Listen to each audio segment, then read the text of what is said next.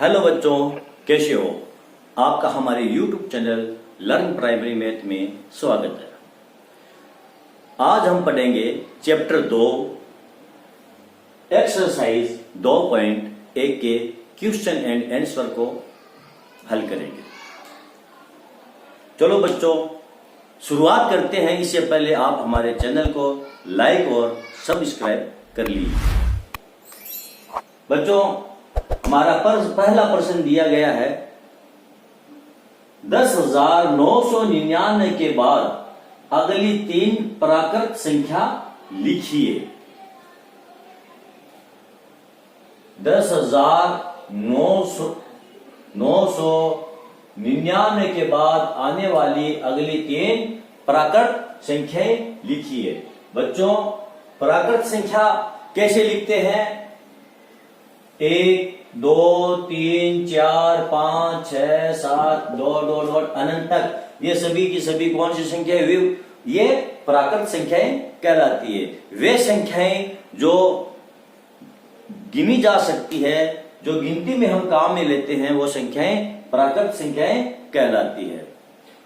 किसी भी प्राकृत संख्या में यदि हम 1 जोड़ते हैं तो उससे अगली प्राकृत संख्या हमको मिल जाती है। तो इससे अगली प्राकृत संख्या क्या होगी? इसमें हम 1 जोड़ देंगे।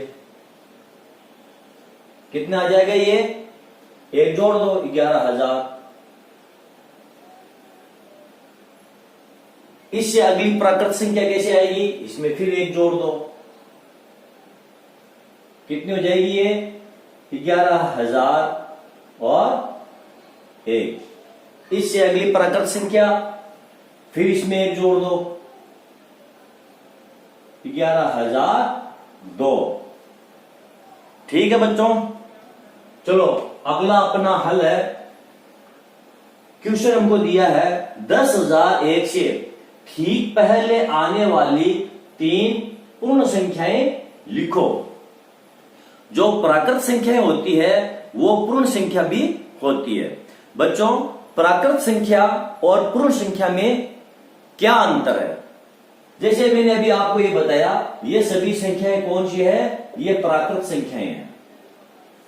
ये कौन सी संख्या है? ये प्राकृत संख्या है। 1, 2, 3, 4, 5, 6, 7 और अनंत तक। पूर्ण संख्याएं यदि हम इनमें 0 ऐड कर दें तो ये कौन सी संख्या हो गई? अब ये हो गई प्राकृत पूर्ण संख्या। ये कौन सी संख्या हो गई? अब पूर्ण संख्या। तो पूर्ण संख्या और प्राकृत संख्या में 0 का अंतर है। प्राकृत संख्या 1 से प्रारंभ होती है और अनंत तक जाती है। पूर्ण संख्या जो होती है वो 0 से प्रारंभ होती है और अनंत तक जाती है। तो समझ गए आप प्राकृत संख्या और पूर्ण संख्या में अंतर और पूर्ण संख्या किसे कहते हैं। तो एक चीज और है बच्चों, जितनी भी प्राकृत संख्याएं होती है वे सब की सब पूर्ण संख्याएं भी होती है। जितनी भी प्राकृत संख्याएं होती है वे सब की सब पूर्ण संख्याएं भी होती है, लेकिन सभी पूर्ण संख्या प्राकृत संख्या नहीं होती। देखो, ये हमारी पूर्ण संख्याएं हैं। ये कहां से शुरू हुई है? ये 0 से शुरू हुई है। और ये हमारी प्राकृत संख्या है। ये कहां से शुरू हुई है? ये 1 से शुरू हुई है। क्या यहां पर इस संख्याओं में आपको 0 नजर आ रहा है? नहीं। तो प्राकृत संख्याओं में 0 नहीं है। तो ये नीचे वाली जो है ये पूर्ण संख्या है, लेकिन ऊपर वाली जितनी भी संख्या है वो सब की सब आपको इसमें मिल जाएगी। तो जितने भी प्राकृत संख्याएं होती है वो पूर्ण संख्याएं भी होती है। तो इस हिसाब से ये हमारा दूसरा जो क्वेश्चन था वो 10,001। इससे ठीक पहले आने वाली 3 पूर्ण संख्या लिखो। जैसा कि मैंने आपको बताया, जितनी भी प्राकृत संख्याएं होती है वो पूर्ण संख्याएं भी होती है। तो यहां पर ये क्या है? ये एक पूर्ण संख्या है। तो इससे पहले आने वाली हमको 3 ठीक पहले आने वाली 3 पूर्ण संख्या लिखनी है। तो 10,001 से ठीक पहले वाली संख्या कौन सी हुई? वो हुई 10,000। ठीक। और इससे ठीक पहले आने वाली पूर्ण संख्या कौन सी हुई? वो हुई 9,900 और 99। और इससे पहले आने वाली एक और बात दे दो आप, 9,900 ये 91। ठीक है बच्चों, ये हमारा दूसरा क्वेश्चन भी ये हल हो गया है।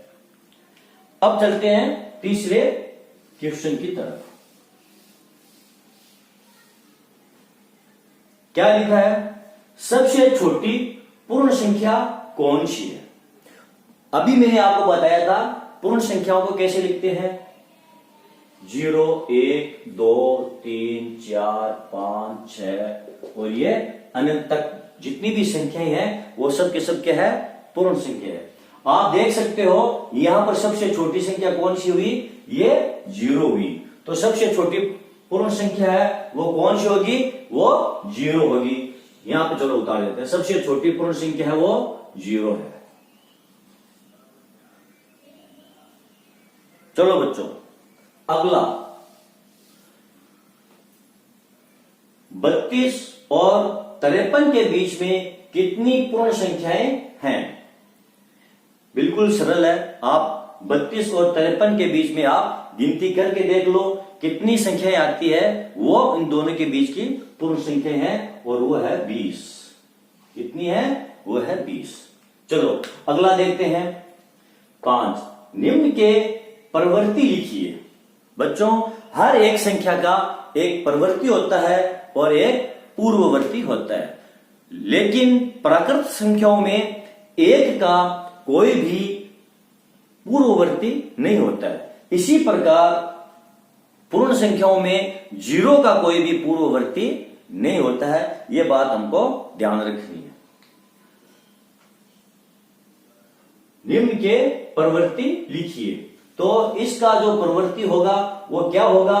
परवर्ती का मतलब होता है, जैसे मैं आपको बताता हूं, 5 से पहले एक संख्या आती है 4 और 5 के बाद में एक संख्या है वो है 6।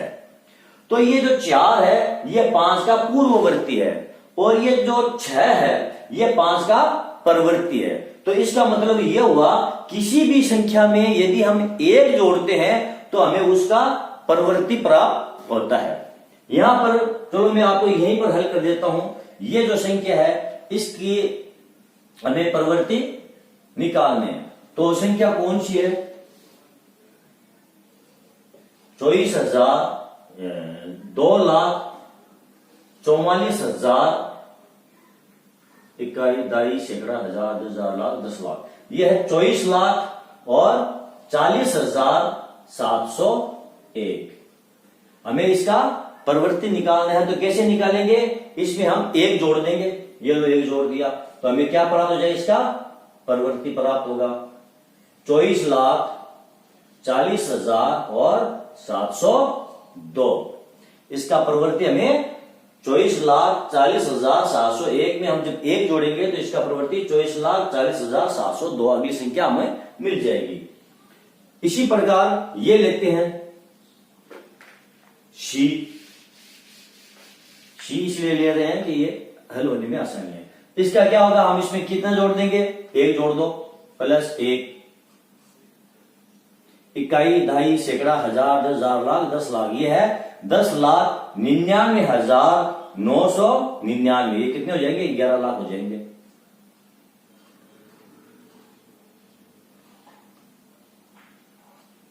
ये 11 लाख क्यों? इसमें हमने ये 1 जोड़ दिया। इसी प्रकार ये देखते हैं, इसमें भी अगला 1 जोड़ देंगे, हमें परवर्ती संख्या प्राप्त हो जाएगी। ये कितना है? इकाई, दहाई, सैकड़ा, हजार, 10,000, लाख, 10 लाख। ये है 23,45,670। इसमें हम 1 जोड़ देंगे तो 23,45,000 और 600 ये हमें 75 मिल गया है। अब लेते हैं ये बी वाली। ये कितने हैं? इकाई, दाई, सैकड़ा, हजार, 10,000, लाख। 1,01,99। इसका प्रवृत्ति कैसे मिलेगा? जाहिर सी बात है, इसमें हम 1 जोड़ देंगे प्लस 1 तो कितना हो जाएगा? ये हो जाएगा इकाई, ढाई, सैकड़ा, हजार, 1 लाख और 200। किसी भी संख्या में 1 जोड़ते हैं तो हमें उसका परवर्ती प्राप्त होता है। इसी प्रकार किसी भी संख्या से 1 जब हम माइनस करते हैं तो हमें उसका पूर्ववर्ती प्राप्त होता है। चलो बच्चों, आज के ये जो क्वेश्चन मैंने आपको हल कराए हैं, आशा करता हूं कि आपको समझ में आ गया होगा। आगे के जो क्वेश्चन है वो हम अगले वीडियो में हल करेंगे। तब तक के लिए आप हमारे वीडियो को लाइक और शेयर कर दीजिए और अगले वीडियो का आप इंतजार कीजिए। धन्यवाद।